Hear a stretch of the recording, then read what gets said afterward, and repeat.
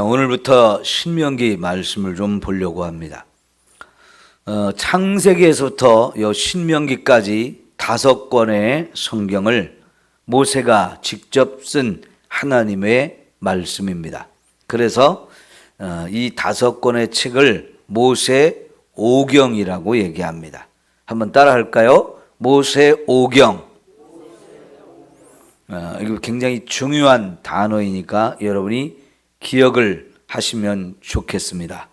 모세가 기록한 하나님의 말씀 5권.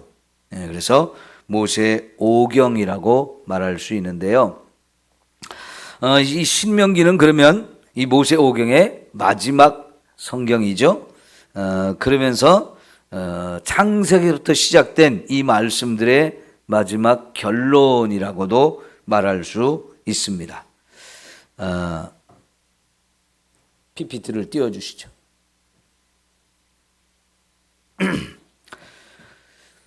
신명기 말씀을 이제 우리가 보면서 전체적인 구조를 한번 살펴보는 게 필요한데요.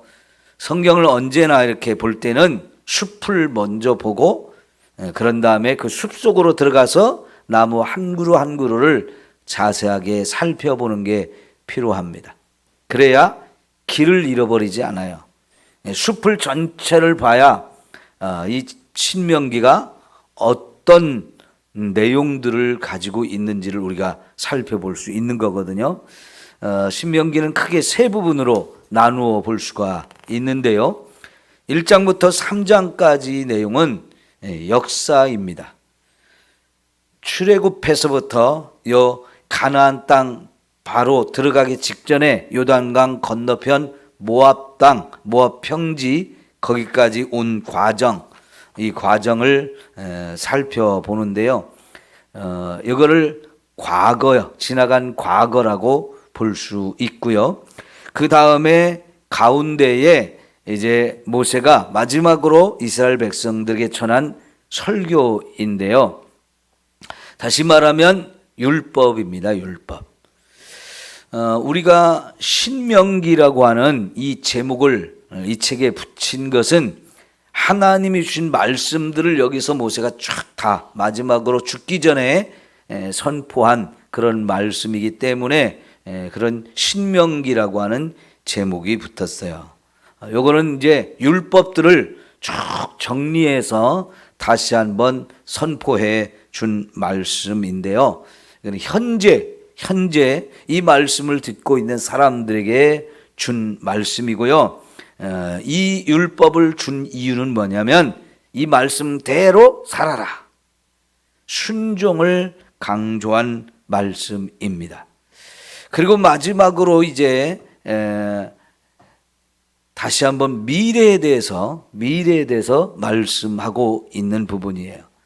앞으로 이스라엘 백성들이 어떻게 될지, 어떻게 살아갈지를 하나님이 아시기 때문에 그거를 말씀을 해 주셔요. 그런데 과거를 돌아볼 때도 그렇고 미래를 돌아볼 때도 그렇고 이거는 언제나 하나님의 은혜다라고 표현할 수 있어요. 아까 우리가 부른 찬송이 지금까지 지내온 것 다 뭐예요?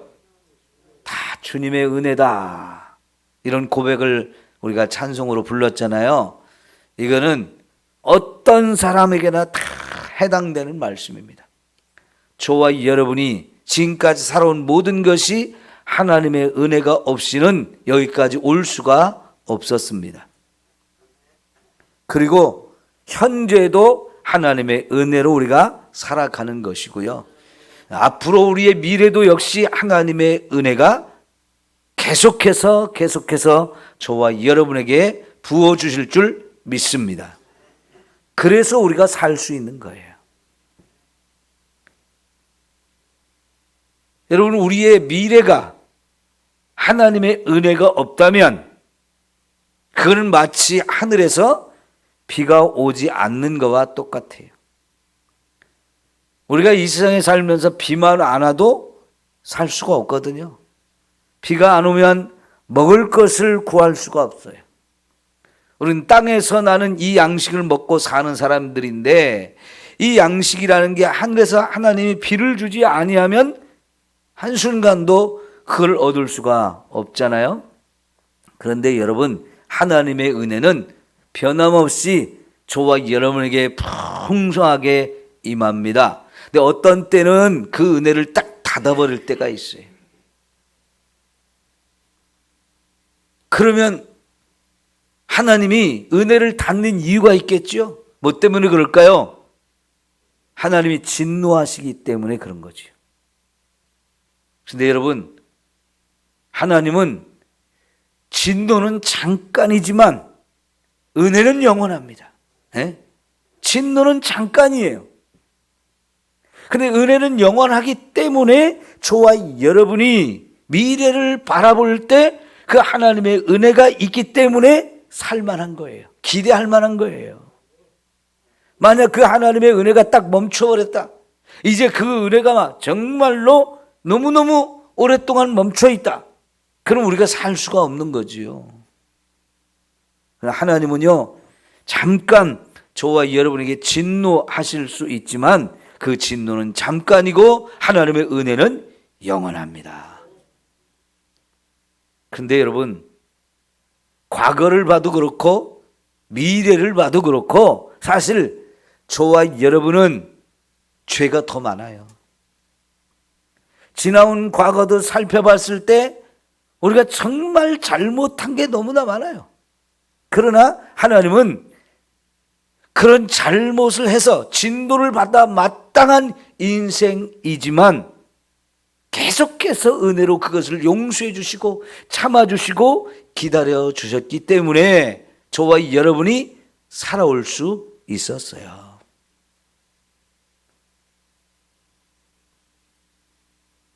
그리고 미래도 마찬가지고요. 미래에 우리가 잘할 것 같습니까? 잘하고 싶죠. 죄 안 짓고 하나님 백성답게 살면서 하나님 마음을 다 기쁘게 해드리고 하나님 뜻을 좀 많이 이루어드리고 싶은 마음 우리 모두에게 다 간절합니다. 그런데 여러분 어때요? 사실 우리가 다 죄 가운데 사는 인생이고 죄로 온전히 물들어진 인생이기 때문에 우리가 바라고 기대하는 것처럼 우리 살지 못합니다.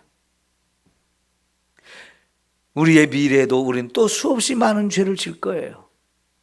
여러분, 하나님께서 이 신명기에서도 이스라엘 백성들을 축복해 주시면서도 이 백성이 얼마나 죄를 질지, 얼마나 심각한 죄를 질지 너무나 잘 아셔요. 그런데 그럼에도 불구하고 하나님은 그런 가운데서도 계속해서 또 은혜를 베풀어 주심으로 인해서 이 백성이 살아갈 수 있게 해 주시는 겁니다. 그래서 이 땅에 사는 저와 여러분의 삶은 언제나 보면 하나님의 은혜였다. 지금도 은혜로 살고 있고 앞으로도 그 하나님의 은혜로 살게 될 것이라는 걸 우리가 기대할 수 있어요. 그래서 여러분, 하나님이 왜 이렇게 우리를 은혜를 베풀어 주시나요? 하나님께서 저와 여러분을 구원해 주셨기 때문에 그래요. 근데 하나님께서 우리를 구원하신 그 순간부터 이 땅에 우리의 삶이 마치는 그 순간까지 하나님은 늘 우리와 함께 해주셔요. 그래서 이 전체적인 내용의 밑에를 보면 동행이라고 써 있잖아요. 동행. 네. 동행이라고 써 있어요. 그래서 은혜로 시작해서 은혜로 마무리되는 신명기다. 하나님이 늘 동행해 주시면서 우리가 하나님의 사랑받는 백성, 하나님의 사랑받는 자녀이기 때문에 하나님은 늘 우리와 동행해 주시면서 은혜를 베풀어 주셔요. 그래서 이 은혜 없이는 한순간도 우리가 살아갈 수 없는데 감사하게도 하나님은 늘 우리에게 은혜를 베풀어 주시는 거지요. 여러분, 그런데 이 은혜라고 하는 것을 구원받은 저와 여러분에게만 베푸는 게 아니고요, 구원받지 못한 사람들에게도 은혜를 베풀어 주시는 하나님이십니다. 그러니까 여러분, 하나님 말씀하시기를 하늘의 해를 착한 착한 사람한테만 비춘다고 그랬어요? 악한 사람한테도 비춰준다고 그랬어요? 악한 사람한테도 비춰준다고 그랬잖아요. 아니 왜 하나님을 믿는 사람한테만 은혜를 주지 않고 믿지 않는 사람한테도 은혜를 주실까요? 그 사람들도 구원받기를 원하셔서 그래요. 이번 주일날 우리가 본 말씀의 제목이 뭐였어요? 예수님이 모든 사람을 위해서 자기 몸을 대속제물로 주셨다 하는 말씀이었잖아요. 모든 사람이에요. 믿지 않는 사람을 위해서도 예수님은 자기의 몸을 주신 거예요. 사랑하셨다는 얘기죠. 그런데 여러분, 그렇게 하나님께서 은혜를 베풀어 주셨기 때문에 마지막 날에 심판하셔서 믿지 않은 자에게는 무서운 진노와 심판을 내려서 그는 형벌의 자리로 갈 수밖에 없어요. 끝까지 이 은혜를 거부한 사람, 끝까지 이런 하나님의 구원의 은혜를 거부한 사람은 저 지옥에 영원히 멸망받게 할 수밖에 없어요. 그래서 여러분, 하나님이 은혜를 내려주실 때에 그 은혜를 알고 그 은혜를 받아들여야 되고요. 그래서 정말로 그 은혜를 누리며 사는 인생이 되어야 합니다. 하나님이 그렇게 은혜를 베풀어 주셨는데도 불구하고 끝까지 은혜를 거부하고 제잘난 맛에 자기 혼자 힘으로 자기가 잘나서 사는 것처럼 생각하고 하나님을 거역하고 불순종하고 제멋대로 사는 인생, 결국은 하나님이 무서운 심판을 내릴 수밖에 없어요. 그래서 하나님을 믿지 않는 사람들에게 베푸는 은혜를 일반 은총, 일반 은혜라고 말하고요. 특별히 하나님을 믿어 구원받은 저와 여러분에게 베푸신 은혜를 특별 은총, 특별 은혜라고 말해요. 그러니까 우리는 다 이 세상 모든 사람이 다 하나님의 은혜를 받지만 그 가운데서도 특별한 하나님의 은혜와 사랑을 힘입고 사는 특별한 하나님의 백성인 줄 믿습니다. 여러분, 그 하나님의 은혜를 매일 새롭게 깨닫고 감사하며 살면 이게 최고의 행복이에요.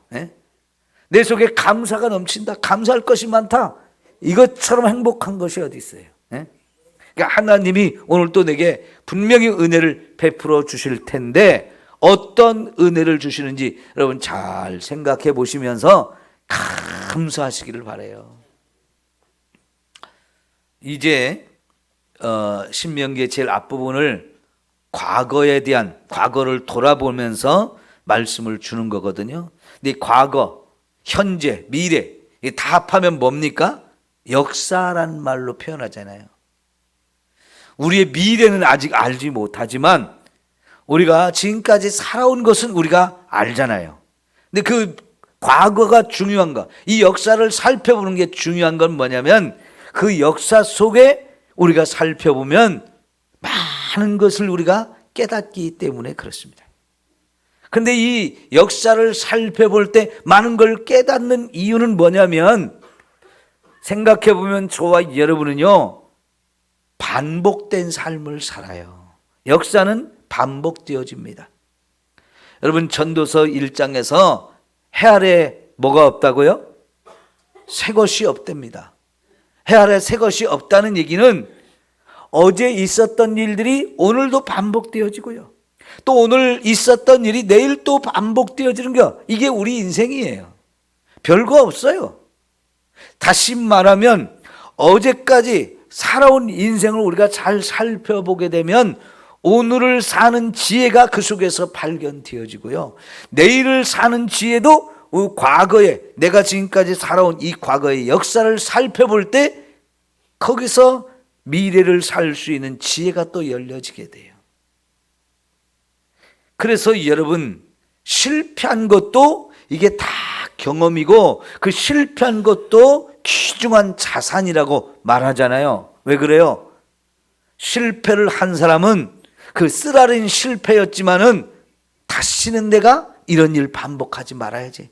다시는 이런 실수를 하지 말아야지. 그때 왜 내가 실패를 하고 실수했을까 생각해 보니까요, 이유가 알려져요. 이유가 깨달아져요. 그러면 그런 일은 다시는 반복하지 않으면 과거는 실패했어도 현재는 실패하지 않을 수 있어요. 미래도 실패하지 않고 오히려 성공할 수 있는 길이 거기서 열려지는 거거든요. 여러분, 우리 세상 살면서 다 성공하고 싶고 우리가 하는 일들이 다 형통하기를 원하잖아요. 그러려면요, 지나간 과거를 돌아볼 때에 내가 뭐 때문에 실패했고 그 이유가 뭔지를 잘 깨닫고 나면 다시는 내가 그러지 말아야지, 다시는 그러지 말아야지 하면서 실패했던 그 이유와 원인을 알기 때문에 이제 성공할 수 있게 되어집니다. 그래서 이 과거를 살펴본다는 게 매우 중요해요. 여러분, 개인적인 우리 개인의 역사가 있고요, 교회의 역사가 있고 또 국가의 역사가 있고 세계 인류의 역사가 있어요. 하나씩 하나씩 내 자신의 지금까지 살아온 것도 언제나 이렇게 돌아볼 필요가 있는 것이고요, 또 우리 교회도 지금까지 쭉 걸어온 과정이 있거든요. 그걸 살펴보면서 우리가 깨달을 것들이 많아요. 감사할 것도 많고요. 그리고 우리나라, 우리 가정, 이 역사들을 살펴보면서 우리가 정리해야 될 부분도 있어요. 그리고 새 출발을 해야죠. 이 땅의 인류 전체의 역사도 우리가 살펴볼 필요가 항상 있어요. 거기서는 우리가 많은 걸 깨닫게 되기 때문에 그래요. 어제가 없이 오늘이 있을 수가 없습니다. 어제까지 살아온 그 모습이 지금 나를 이렇게 만들어 놓은 거예요. 지금의 나는 지금까지 내가 살아온 과거가 나를 만들었고요, 또 우리의 내일은 오늘 내가 사는 그 모습이 내일에 그대로 영향을 주어서 내일이라는 것이 만들어집니다. 그 오늘 청소를 안 하면 내일은 돼지우리에서 살아야 되는 거고요, 오늘 청소를 하면 내일도 깨끗하게 또 하루를 맞이할 수 있어요. 오늘 밥을 먹어야 내일도 힘있게 살아갈 수 있는 거잖아요. 여러분, 과거 없이 현재의 내가 없는 것이고 현재의 내가 또 내일의 미래의 나를 만들어내는 거예요. 그래서 우리는 이 역사 속에서 살고 있는데요, 특별히 이 역사 속에서 우리가 언제나 살펴볼 것은 하나님의 은혜가 어떻게 우리에게 임했는가를 살펴보는 거예요. 이 우리의 역사, 나의 개인의 역사든 가정과 교회와 국가, 인류 전체의 역사든 항상 하나님의 은혜가 있었기 때문에 우리가 살아가는 건데요, 그 역사 속에 하나님이 어떤 은혜를 베풀어 주셨는지를 우리가 항상 살펴보게 되면 감사할 것이 얼마나 많겠어요. 네? 여러분, 6.25 때 우리가 졌으면 어땠을까요? 6.25 때 저 부산까지 다 빼앗겨 버렸으면 우리는 지금까지 저 북한에 살고 있는 우리 동포들처럼 여전히 살고 있을 거예요. 완전히 조금만 내려가면 이제 부산까지 다 점령 당해야 되는데 하나님께서요, 전 세계 수많은 나라들이 우리를 도와주고 이 전쟁에 또 수많은 군대를 보내서 같이 싸워가지고 우리나라를 이만큼 유지할 수 있게 해주셨어요. 여러분, 이게 얼마나 하나님의 큰 은혜입니까? 일본의 나라를 빼앗겨가지고 36년 동안 통치를 받았는데 그게 정말 지긋지긋하고 우리 민족이 너무나 고통을 받고 수치를 당했던 것인데요, 여러분, 그것이 지금까지 계속됐으면 어떨 뻔했어요. 우리는 특별히 중국의 엄청난 침략을 받았어요. 이 역사 가운데 중국의 침략을 너무너무 많이 받았어요. 여러분, 몽골이라는 나라가 징기스칸에 의해서 몽골이 조그만 그 땅이 다 통일이 된 다음에는 동서남북 사방으로 치고 나가가지고 지금까지 인류의 역사 가운데 가장 큰 대제국을 건설한 게 몽골이거든요. 그 사람들이 저 유럽까지 가서 유럽도 침략을 해서 상당 부분을 몽골로 편입을 했고요. 러시아의 상당 부분도 다 몽골로 편입을 했었거든요. 우리나라로 쳐들어와 가지고 우리도 항복했습니다마는요.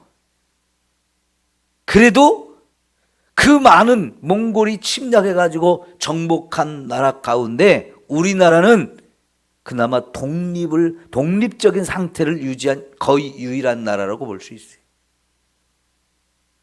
물론 그 지배를 받고 우리나라 수많은 사람들을 잡혀가고 여자를 계속 곡물로 바쳐야 되고 수많은 약탈과 수탈을 당했지만요.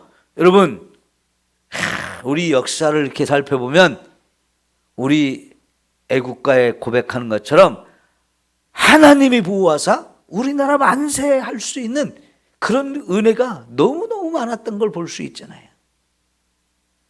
정말 여러분, 우리는 하나님의 은혜가 없이는 한순간도 살 수 없어요.